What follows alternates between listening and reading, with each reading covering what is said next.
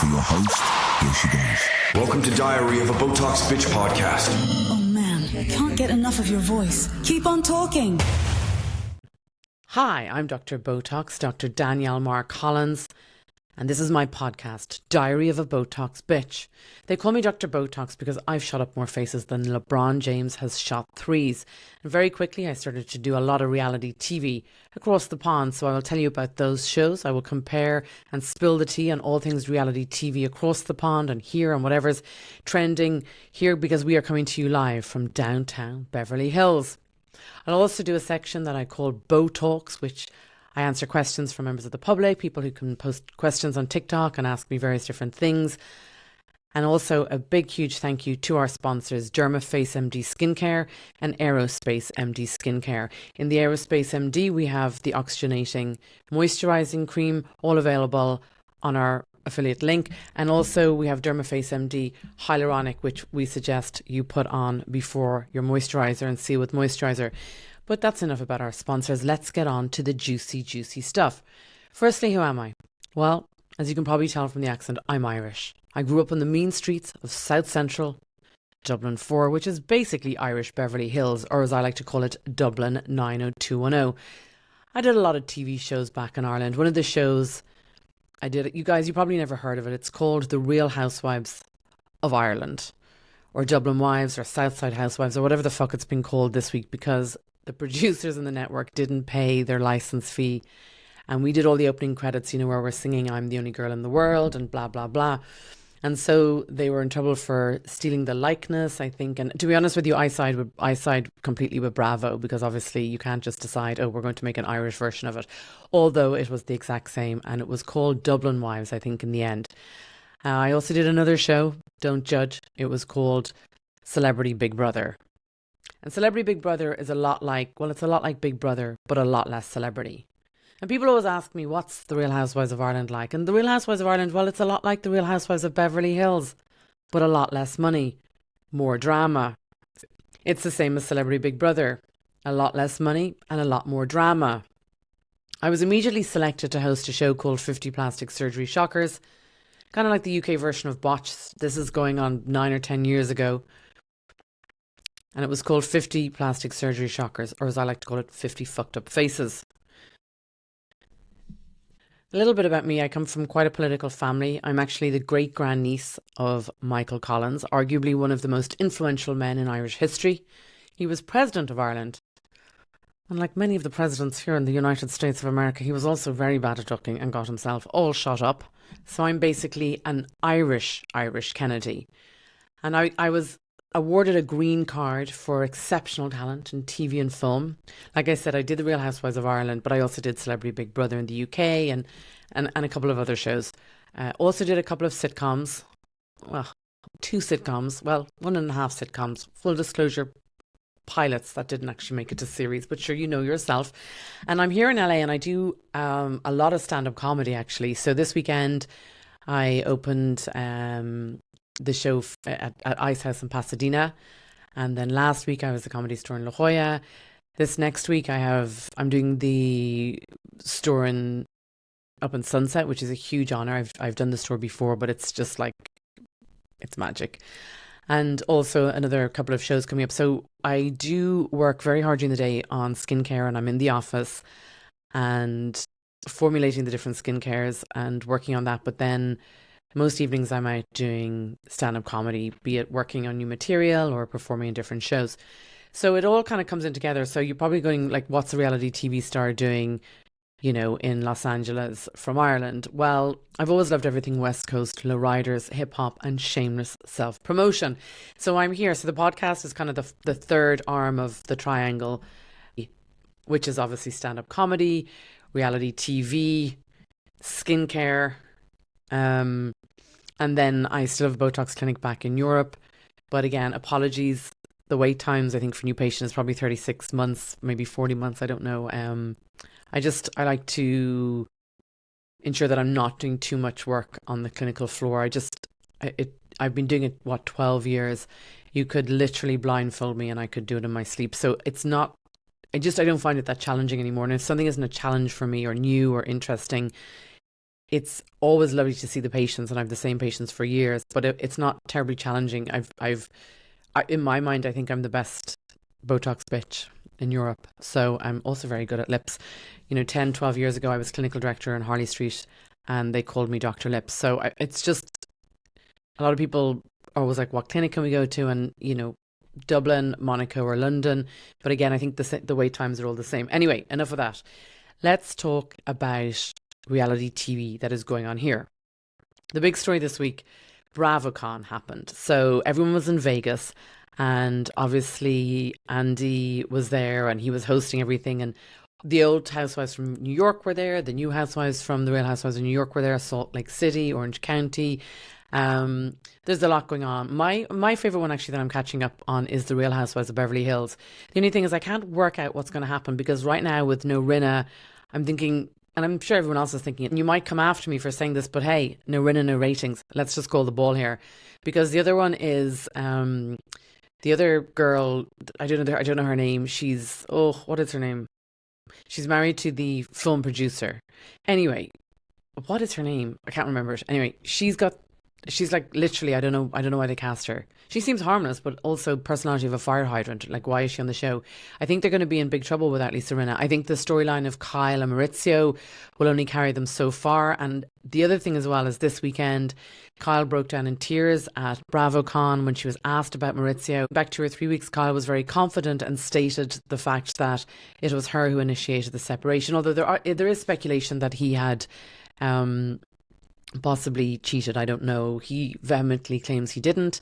And he also claims that Kyle was not having an affair with the country singer Morgan, that Kyle was just in fact producing it.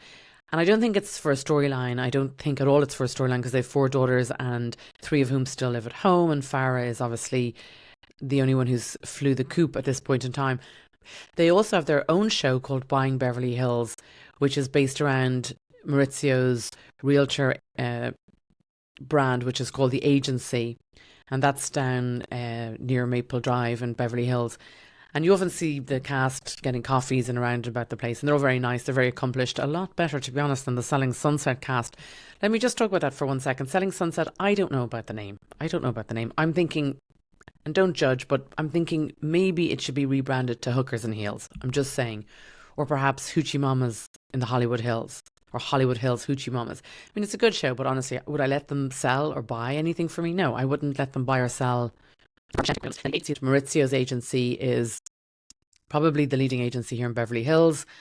And unlike other agencies that are very cutthroat, it has a very family thread and dynamic to it and good values. And except for the situation about the house that they bought off the market as a kind of a hidden LLC or something. But that was all settled out of court, I think, for 8 million or maybe 12 million. But other than that, they're very by the book. No, I'm kidding. Actually, no, I'm not. But anyway, you can Google that. Google Maurizio's case and settlement case for a house that he bought off market. But yeah, Maurizio and Kyle is the big storyline. And I think the only storyline really on The Real Housewives of Beverly Hills. So Kyle initiated the separation. Going back 2 weeks ago, she was quite adamant that she initiated and almost happy that she did.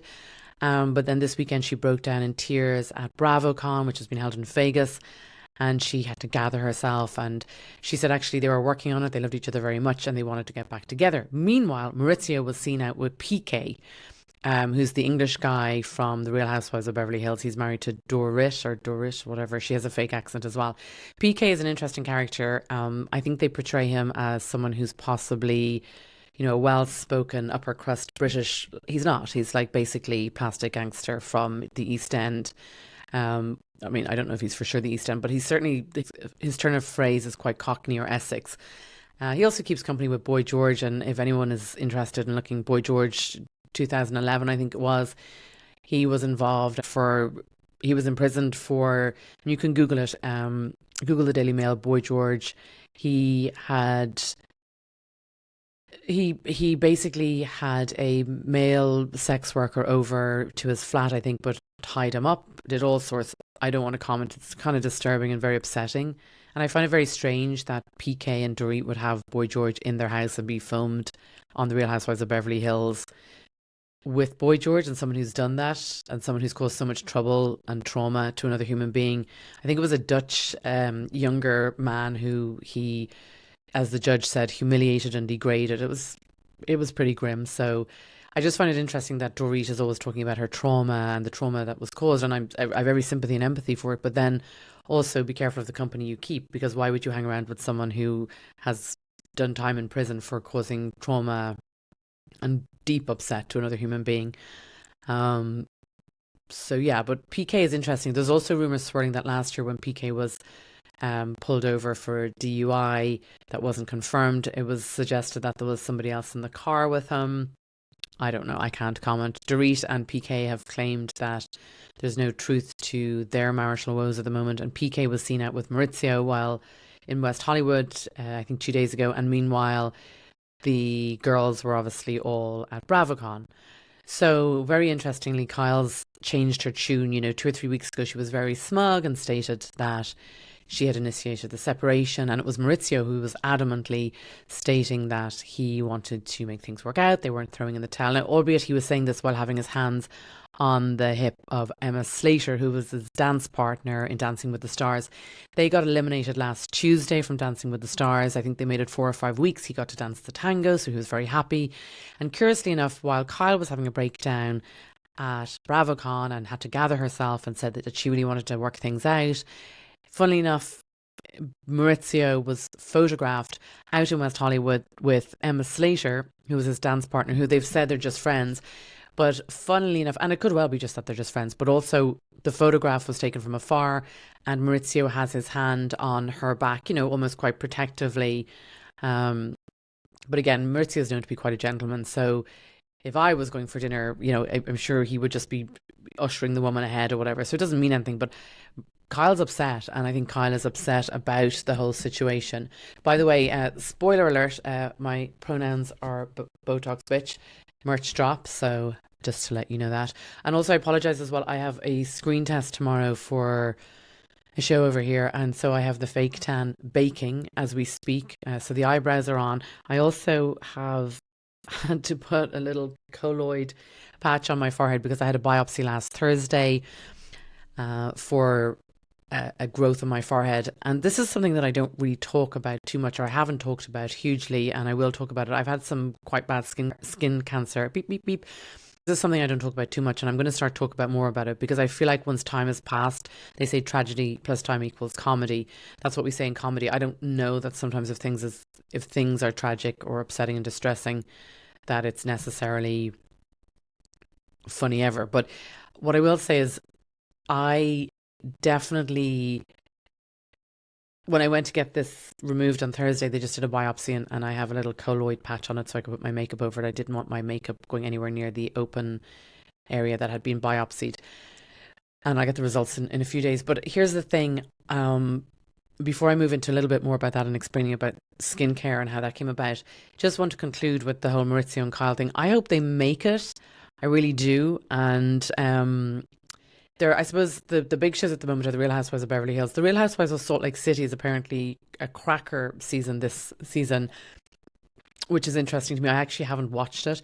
The other show that obviously is taped around here and is very popular is Vanderpump. And obviously there's a whole scandal in last season, and that really knocked reality TV into the next level. And again, there's a whole reality TV reckoning going on at the moment, which Bethany Frankel is actually trying to get a union together, which is kind of true because I feel like, well, in many ways, when I did the Real Housewives of Ireland, my clinic got super, super busy. We were up 42%. I didn't capitalise and have a skincare line. I didn't capitalise as much as I should have and could have and would have. But at the same time, certainly you do well in your businesses from doing reality TV. Celebrity Big Brother, you get paid a big fee. When they first asked me to do it, I was like, I'm a doctor. I'm not going to do Celebrity Big Brother. And then they told me the amount. I was like, oh, I'm going to pack my bags. I'm going to pack my bags. So you get paid a direct fee. But that was actually a toxic show. That was horrible, horrible, horrible show. Big Brother is just like, ugh. I think in the next episode of Diary of a Botox Bitch, we go into it more as Big Brother in the UK picks up momentum. It's now on a new channel and it's had a reincarnation, so to speak, after a 5-year hiatus. But we're going to be taping about Big Brother and I'm going to be I suppose, doing all the dirt on behind the scenes of Big Brother. But yes, just to conclude, reality TV here on the ground, because we're coming to you live from downtown Beverly Hills. And the Maurizio and Kyle story is really crazy right now. The Vanderpump story seems to have kind of calmed down.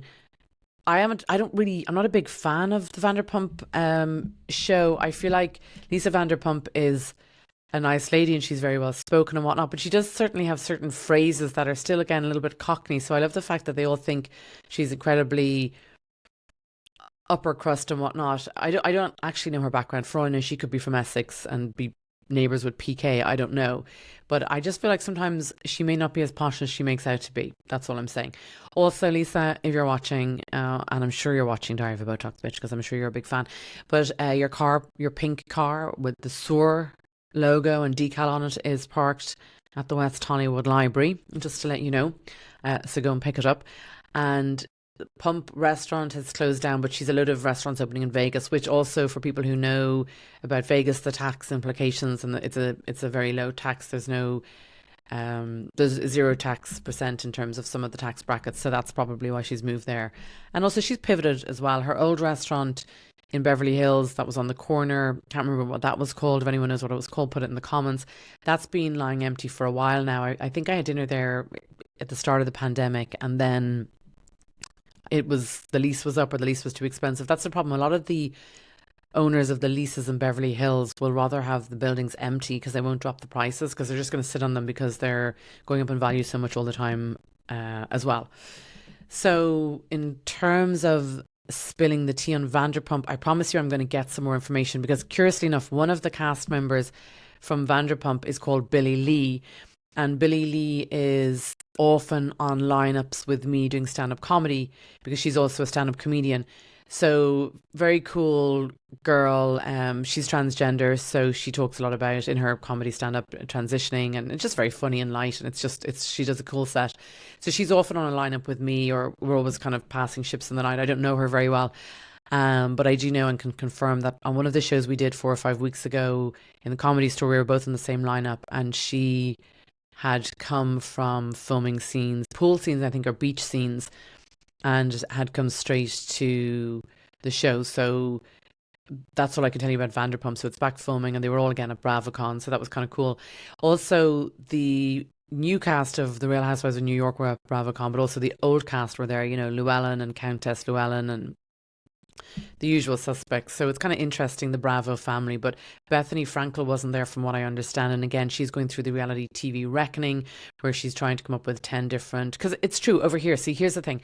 In Ireland, if you do a sitcom or anything like that, you don't get residuals. You normally get a buyout, and the money is terrible.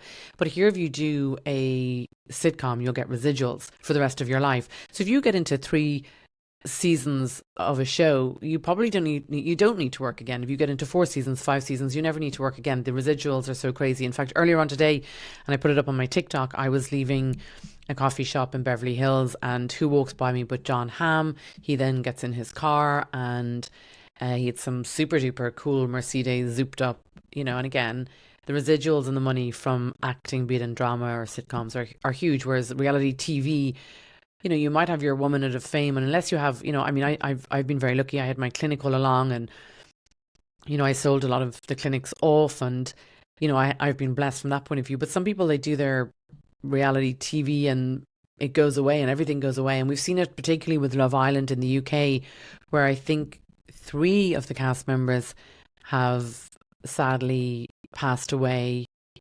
due to mental health issues and mental health disease. And indeed also Caroline Flack, the host of that show, because I guess there's no backup plan. So I think I remember my agent in London saying, unless you've got stuff to sell, like, why would you do reality TV? Obviously, if Bethany Frankel procures and secures residuals or some sort of a deal, because also as well, sometimes you get paid very little. I remember when we did the first episode of the Real Housewives of Ireland, it was £1,000 or something, or €1,000, and we didn't even get paid that for years. There was a whole drama over that and whatnot. Like I said, I did well because my clinical brand Dermaface MD, and obviously Dermaface MD skincare sponsors this podcast, so I was lucky from that point of view. But I certainly could have maxed it out more, I feel like, and I should have had a skincare going at that time. But anyway, you live and learn. But yeah, Bethany Frankel was not at BravoCon this time round. They were all at Vegas, and I mean, there was all sorts of shenanigans. People were coming down the escalators. They actually had them all come down escalators, and then they would sit down. You know, they would have the four cast members from the Real Housewives of Beverly Hills coming down the escalators almost side by side. It was kind of cool until some girl got her Christian Louboutin shoes caught in the escalator. Of course, there was drama with that, but sure, it is what it is. But Bethany Frankel was not at BravoCon this year, and I'm not sure where she's at in terms of her reality TV reckoning. Who knows? But I do think it's a good idea, because if you've done 7 or 8 seasons of a particular show, you should be getting residuals, because also when that's up, you see it with certain people, like the shows of Sunset. Sure, that poor girl had to sell fake handbags or something, or she had fake handbags and she was selling some sort of insurance, and she's now in prison. You've seen it with other people as well. It might be just that they cast the crazy people in reality TV. Who knows? But what I will say as well, just very quickly on Big Brother, because Big Brother UK is back on air. It was kind of crazy, because before we went into the Big Brother house, you were in hiding for 2 or 3 days, and I'll go into this in far more depth in the next episode. But you know, you see a psychiatrist before you go into the house, and I remember we were in hiding in a hotel in Boreham Woods, or as I call it, Boring Woods, in North London, which is very near where Elstree Studios is. And basically, for Big Brother, you're not living in a house; you're living on a sound stage. It's just crazy, but I will go into the whole behind the scenes on that in the next episode. But what I would say is that, you know, when you're in hiding, they send in a psychiatrist. And this is great. I've never had a psychiatrist in my life, but I get a free therapy session. And you say things that you're afraid of and things that give you anxiety and whatnot. So I explained that I don't know why I said it, but I don't like swimming in water with eels, because I just remember I was in a lake in Italy when I was younger or something. So something like that anyway. And of course, the first task, they put me in a bath full of eels. So it's really fucked up. The reality TV producers, if you ever want to watch a show, it's called Unreal, and it's actually a scripted sitcom. It's a scripted half hour, single cam, and it is written by the old producer of The Bachelorette. So I remember watching that and being like, oh my God, shut up, and screaming at the TV, because it was almost like, oh, that's the blueprint of these producers.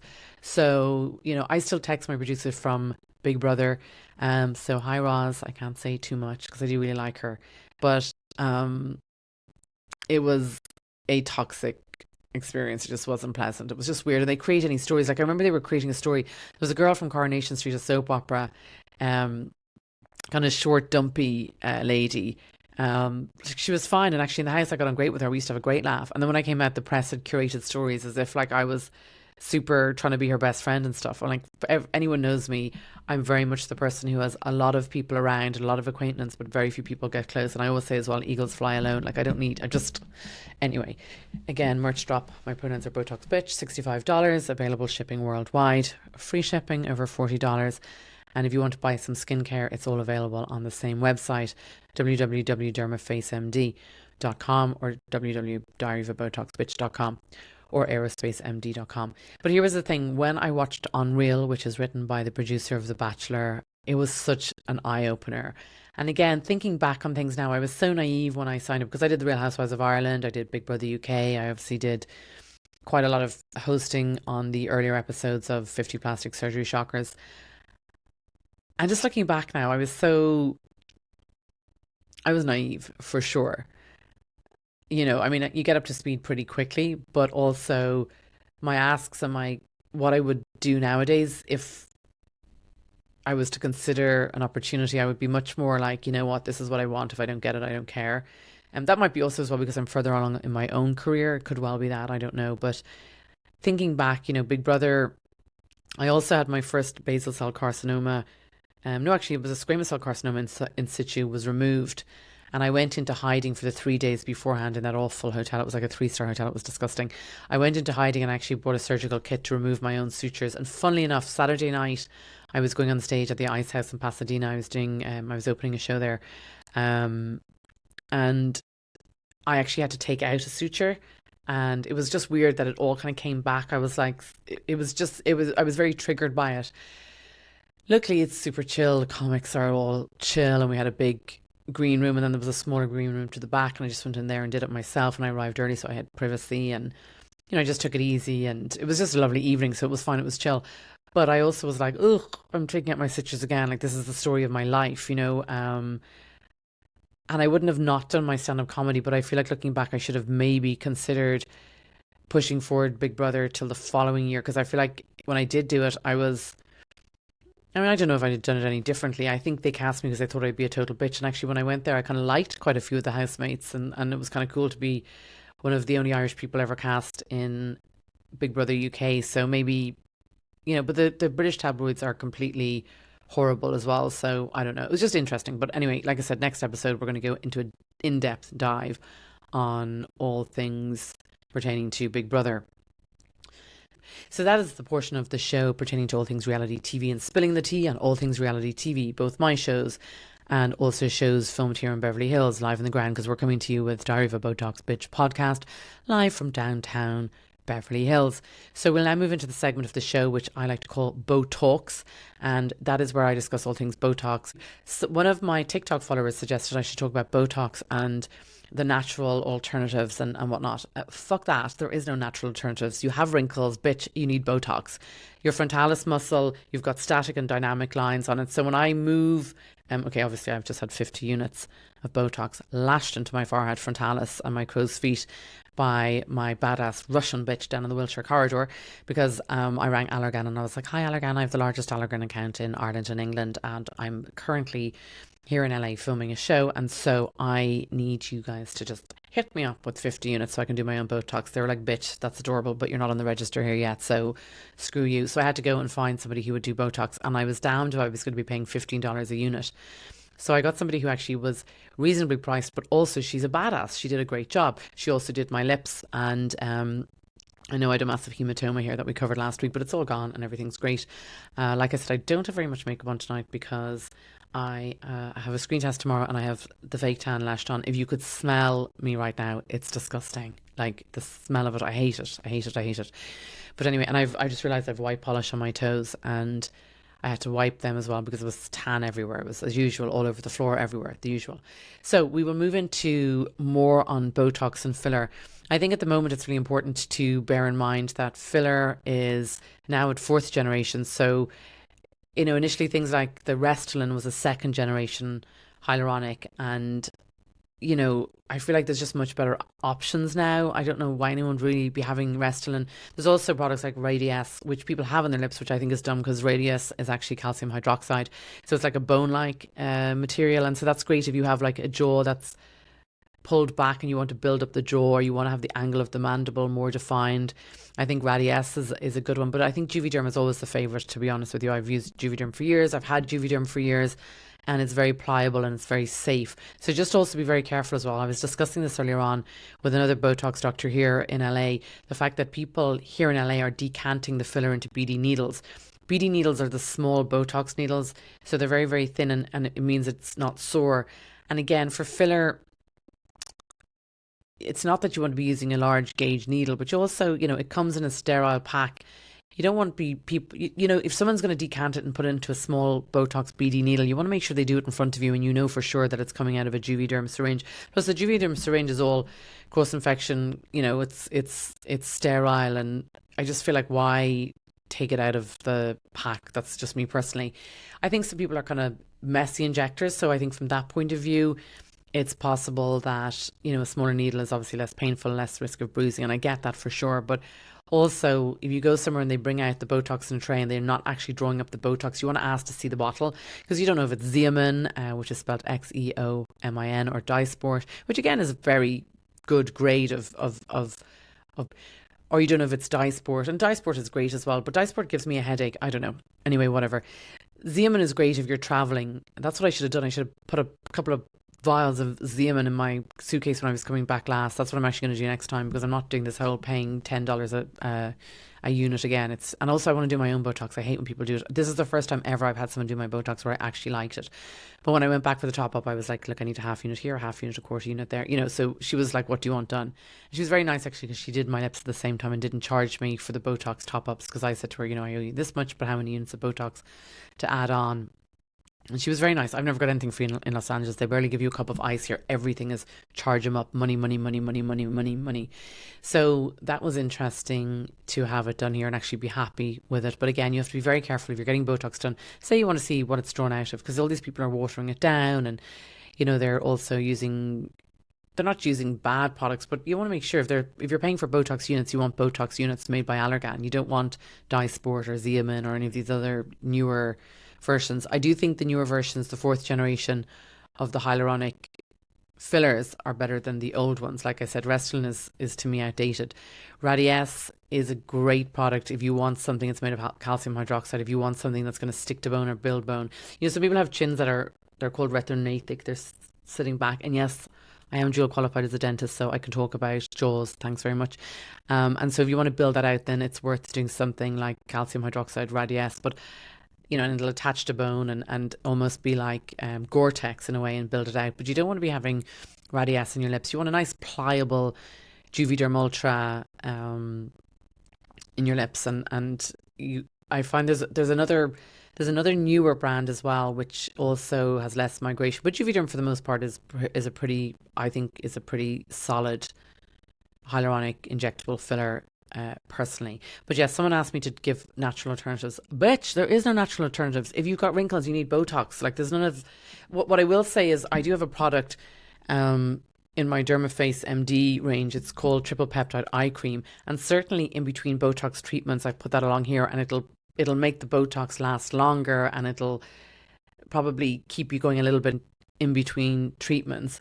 But the reality is that there's no like, oh, what are you going to do? Like tea bags in your eyes, or like, all these people are like, I'm not getting Botox. That's fine. Don't get Botox then. But also don't be like, I want the natural Botox. There fucking isn't one, okay?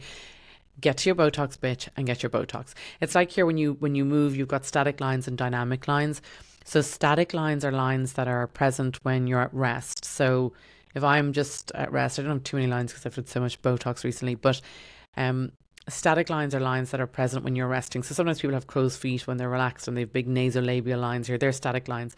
But when you're moving, so press your lips or raise your eyebrows. Obviously, I've just had 50 units of Botox whacked into my frontalis muscle and my orbicularis muscle. And again, I even had it down in my zygomatic process, which I don't normally do, but it actually is great. And so I don't have too much movement, but dynamic lines are formed when you're moving. So sometimes if you raise your eyebrows up when you're getting Botox, you'll see all the wrinkles, and that's where they'll inject into the muscle. But again, there's no like, oh, let's have a natural version. Like, if you've got wrinkles and you don't want wrinkles, get your fucking Botox. Like, go to your Botox, bitch, and get your Botox. That's what you need to do. So in terms of skincare, I always just very quickly, if you're getting hyaluronic injected, obviously it's delivered via needles. So hyaluronic will attract 1,000 times its weight in water, which is great. And when it's injected, it will be deliverable to the dermis and the epidermis, so it'll plump it up. Not everybody wants to have hyaluronic injected in their lips. It can be quite sore. I actually didn't find it painful the last time, but we put on a load of numbing cream beforehand, and it worked really, really well. She had strong stuff from Russia. I told her she's a badass Russian Botox bitch, my lady. But also as well, there's topical hyaluronic. So this product here is the Dermaface 1000X hyaluronic serum, and again, you put it on wet skin and then you pair it with a moisturizer. So we have obviously the Aerospace MD oxygenating moisturizer. I don't know if you can see that there. And again, the links are all in the TikTok shop. The links are all in the Dermaface MD website and the Aerospace MD website and the diaryofaBitch.com website. In fact, go to the website because there's better discounts, I feel, personally. And then the other thing as well is just to let you know, there's a special limited edition medical grade blue hyaluronic as well. They're the same formulation, basically advanced 1000X hyaluronic serum, because it attracts 1,000 times its weight in water. So that is my top tips. Like I said, in the next episode, we're going to go into more depth about hyaluronic and topical hyaluronic and the difference between injectables and topicals. And also we're going to talk more in depth. In fact, I'm just going to spill all the tea on everything Big Brother, because I just think it's a really bad show and it shouldn't have come back, to be quite honest with you. So anyway, I'm typically finish off the podcast with a little reading of just a couple of paragraphs from my book, Diary of a Botox Bitch, which is basically all the behind the scenes of me going to Botox conferences, and also things like what happened really at certain points in the TV show. I also try and give some discounts. So I'll give the discounts for today. If you use code Dr. Botox 20, you'll get 20% off all the Dermaface MD products. And then if you use code, oh, this is a good one. If you use code Botox Bitch, you get 25% off all the skincare. Also, just to let you know, La Dollar Skin is going to be dropping, I think, in about 10 days. And that is almost like my love letter to Los Angeles. The colours are the sky's colour at sunset. The names are more urban. It's a very medical grade still. It's made in the same labs, but it's got a lower entry point and a lower price point. So we'll just wait. I'm not gonna spoiler alert on that. So basically, I just want to go back and read a little bit more. We're in chapter 2 of Diary of a Botox Bitch, my book. It's autobiography and giving all the behind the scenes. Beep beep beep. So this chapter is called Non-Alcoholic Bucks Fizz. And it starts with me saying, so the conference was to start in earnest at 9 a.m. on the Friday morning. If I'm entirely honest, I may have missed the start as I was en route from a French town 4 hours away from Monaco after a fairly chilled out catch up with one of my friends. I also got done for speedy on the way there.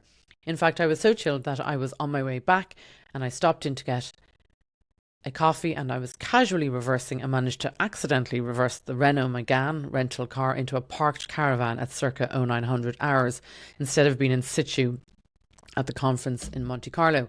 This unfortunate incident occurred at a service station just outside the French town I had been staying in, and I had just purchased the most delicious coffee of my entire life. I can actually remember it was a noisette, so it was a coffee with nut. It was so funny. It was just from some dispensary machine, which I would normally never even get anything from. You know, when you're in a hospital and there's been a drama and you end up with like hot chocolate at 3 a.m, like it's disgusting. It was the same type of machine, but of course the French are so chic that even the coffee from the machine was fucking delicious. And I remember it was a noisette, and I had been in Cannes the day before down Le Croisette, which is where my friend has a big Botox practice. And then it was just so funny. I just was like, oh, noisette rhymes with croisette. And I just was like, ugh, I'll just get a coffee because I need to wake up. And actually it was the most delicious coffee of my life. So I said I had just purchased the most delicious coffee of my entire life, and armed with the knowledge that I have to skip that bit because I don't want to say it. You have to buy the book for that bit. And once the caffeine kicked in, I wasn't particularly perturbed by the little bang I experienced on impact of the Renault Megane reversing into the caravan. Unfortunately, I cannot say the same for the owner of the caravan. I was relieved to notice in the rearview mirror that the clatter wasn't my bumper falling off the rental car, because that would be a nightmare. It would have cost me loads of money. But it was rather just the bikes falling off the back of the caravan. And frankly, I was having such a good morning, I wasn't prepared to let anyone, not even Mr. Caravan owner, put the kibosh on my most excellent mood. So I decided I would continue without a detour or deviation and exit the service station without stopping. I mean, it didn't do much damage. A couple of bikes fell off. And also I'd already had the run in the night before with the gendarmes. So I was over it, you know. And it was the same stretch of road. And the last thing I needed was to meet the same Pierre, gendarme police officer, being like, oh, this one is causing just general trouble. So so I decided to continue without detour or deviation and exit the service station without stopping. This I did as Mr. Caravan owner ran after me. Oh, I forgot about this. He ran after me on the hard shoulder of the A8, waving his arms. The French are so dramatic, to be honest with you. The journey back was rather tedious. Scottish accent. I can't understand Scottish accents. I'm sorry, Scotland. You're very nice people, but I don't have an iota of what you're saying. And it tires my brain as well to listen to a Scottish accent. And the sat-nav was still doing my head in and delivering out-of-date directions and still in a Scottish accent. But I was looking forward to catching up with all my colleagues. If the truth be known, one of my favourite Botox doctors was in New York. Oh, this makes me sad. I forgot about this. Was in New York. A celebrity Botox doctor who we all thought was a total legend because he apparently injected 250 vials of Botox per month, which is a huge fucking Botox account. His hair was GHD'd to within an inch of his life. And I doubt either his hair or his face had moved for the best part of 30 years. Technically, he wasn't exactly a colleague because he had trained in the US, but he did know me and my two best pals, Dr. Ben and Dr. Isabel. We call her Isabel Gobby. He knew us because we had caused a bit of a scene at the start of his penultimate lecture. That means the second last lecture. The previous year at the conference, which was the subject of how to undroop a droopy eye. So really, we felt like we were his colleagues, as we were known to him, albeit much in the same way a criminal is known to the police. I think Ben had to leave the actual lecture because I can't remember, there was some drama. Oh, I remember what happened. So yes, I remember exactly what's happened. But you know what, I'm going to stop there because also, as well as that, it's given me a little bit of skip of my heart because I actually forgot because I haven't read my draft in a while. But the doctor in question was the biggest Botox injector out of New York, and he since is no longer with us. He passed away. Much like in the same way that the people from the English version of Love Island passed away, he unalived himself also. Right, well, this is a bit depressing now, isn't it? Reality TV stars unaliving themselves, and then the top Botox in New York also, which was very sad. I remember at the time, like I literally was choked up because I was got on very, very well with him, and he's such a rock star. So yeah, here we are in Diary of a Botox Bitch, and it's all a bit dark now, so I don't know how we're going to spin this around. What I would say is that, you know, I guess in conclusion, I suppose I'm in America. I finally have my green card. I had an O-1B visa, but I have my green card, so actually I'm basically a reality TV gun for hire, but like not the IRA. And so, yeah, I think we're going to finish there, because I actually want to take a minute I kind of forgot about his passing, so that's kind of sad. But I will pick up at that exact spot in the next episode of Diary of a Botox Bitch. So that's it, you guys, for this episode 3, Diary of a Botox Bitch. You can also watch it on YouTube and watch it on Spotify for podcasts, or podcasts for Spotify, whatever it's called. It used to be called Anchor. And you can watch the video and like and share. And also, as always, there will be secret codes to buy product, to buy skincare product, and to buy merch. And again, we have my pronouns are Botox Bitch. I often wear this on stage, actually, when I'm doing stand-up comedy. A lot of my stand-up comedy is about just throwing shade at the reality TV in general and all the shenanigans, and my supporting cast for my show. Sorry, my bad, my co-stars. So that is it for this episode. Okay, lots of love, Botox bitches. And yeah, there's no natural version of Botox. Just get your Botox. Go to your Botox bitch and get your Botox.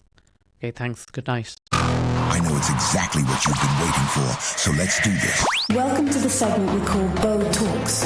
Let's talk all things Botox, filler, and skincare.